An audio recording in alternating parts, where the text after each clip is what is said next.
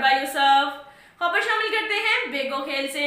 बेगोखेल road पर नामालूम मुसल्लह अफराद की पुलिस सब इंस्पेक्टर शफकतुल्लाह खान बुरावत की गाड़ी पर फायरिंग से सब इंस्पेक्टर शफकतुल्लाह गनमैन समेत जख्मी हुए, जिसे अस्पताल मुंतकिल कर दिया गया, जहां इनकी हालत खतरे से बाहर बताई जा रही है। फायरिंग के बाद गाड़ी में आग लग गई थी।